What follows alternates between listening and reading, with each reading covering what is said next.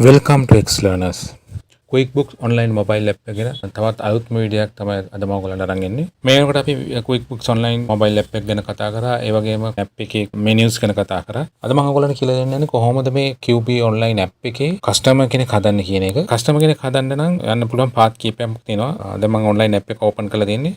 app එක open කරපුවම මේ today කියන page එකේ සාමාන්‍ය මේ උඩම quick action කියලා section එකක් තියෙනවා. ඒකේ shortcut එකක් දීලා දෙනවා customer කෙනෙක් හදන්න. අන්න ඒක අපිට click කරලා අලුතින් කස්ටමර් කෙනෙක් හදන්න යන්න පුළුවන්. ඒ වගේම තව යන්න පුළුවන් පාත් කීපයක් තියෙනවා. අනිත් එක තමයි මේ මෙතන මේ යට තියෙන මෙනු කෙනෙක් ක්ලික් කරපුවාම අපිට පෙන්නනවා ෂෝට්කට් සහ ඕල් කියලා සෙක්ෂන් දෙකක්. ඒකේ ෂෝට්කට් වල කස්ටමර්ස් කියලා ඔප්ෂන් එකක් තියෙනවා. අපිට ඒක ක්ලික් කරලා යන්න පුළුවන් කස්ටමර් කෙනෙක් හදන්න. ඒ වගේම ඕල් කියන සෙක්ෂන් එකේ money in කියන කැටගරි එකේ තියෙනවා කස්ටමර්ස් කියලා සෙක්ෂන් එකක්. අපිට ඒකේ ගිහිල්ලා මේ කස්ටමර් කෙනෙක් හදන්න යන්න පුළුවන්. මම මේ තියෙන මේ කස්ටමර් කෙනෙක් ක්ලික් කරලා යන්නම්. එහෙම ගියපම අපිට පෙන්නනවා දැනට ඉන්න කස්ටමර්ස්ලා කවුද කියන එක. ඒකේ යටම තියෙනවා මේ විදිහේ කොළ පාට බටන් එකක්. ඒ ප්ලස් කියන බටන් එක ක්ලික් කරලා අපි කස්ටමර් කෙනෙක් හදන්න පුළුවන්. අපි ඒක ක්ලික් කරලා යමු. රයිට් ඒ ක්ලික් කරලා ගියපම මෙන්න මේ විදිහේ වින්ඩෝ එක කරනවා. ඉස්සලාම තියෙනවා name. කියන්නේ කස්ටමර්ගේ නම මොකක්ද කියන එක දෙන්න කියලා. මම මෙතන name එක විදිහට customer 10 කියලා දෙන්නම්.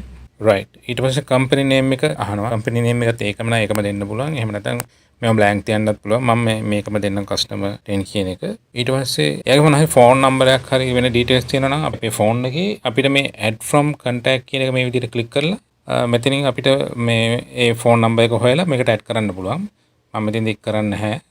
ඊට පස්සේ අහනවා is this a sub customer? මෙයා sub customer කෙනෙක්ද කියලා අහනවා. ඒ කියන්නේ ප්‍රධාන customer කෙනෙක් නෙවෙයි sub customer කියලා අහනවා. ඒක අපි click කරොත් මෙයාගේ parent customer කවුද කියන එක අපි දෙන්න ඕන.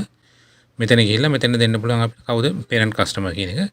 right මම මේක මේ ටික් කරන්නේ නැහැ. ඊට පස්සේ අපිට දෙන්න තියෙන contact details මේ phone number එක දෙන්න තියෙනවා. මෙතන පුළුවන් අපිට phone number එක දෙන්න.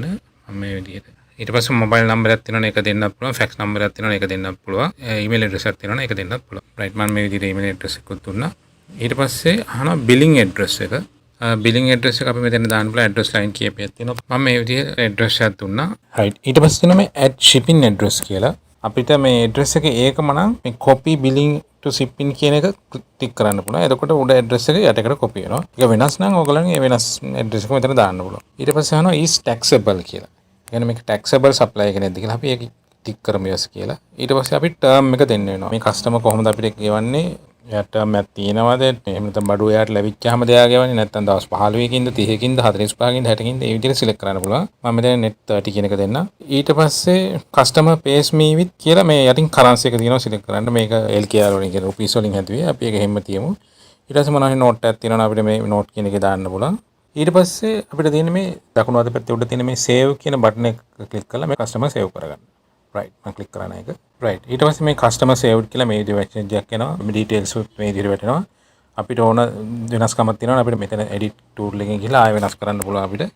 ඊට පස්සේ මේ customer list එකේ මේ customer 10 කියන එක මේ විදිහට පෙන්නනවා. මෙන්න මේ විදිහට තමයි QuickBooks mobile app එකේ customer කෙනෙක් හදන්නේ. මම හිතනවා මේක ඔයගලන්ට තේරෙන්නේ නැති කියලා. එච්චරම අමාරු දෙයක් නෙවෙයි. හරිම ලේසියෙන් අපිට කරන්න පුළුවන්. මේ සම්බන්ධ මොනවා හරි ප්‍රශ්නක් තියෙනවා නම් මට කමෙන්ට් එක දාන්න. ඒ වගේම හැමදාම කියනවා වගේ like කරන්න, share කරන්න, subscribe කරන්න. මේ විදිහට තවත් වීඩියෝ එකක් අරන් මම ඔයගොල්ලෝ හම්බෙන්න එන්නම්. සුබ දවසක් හැමෝටම.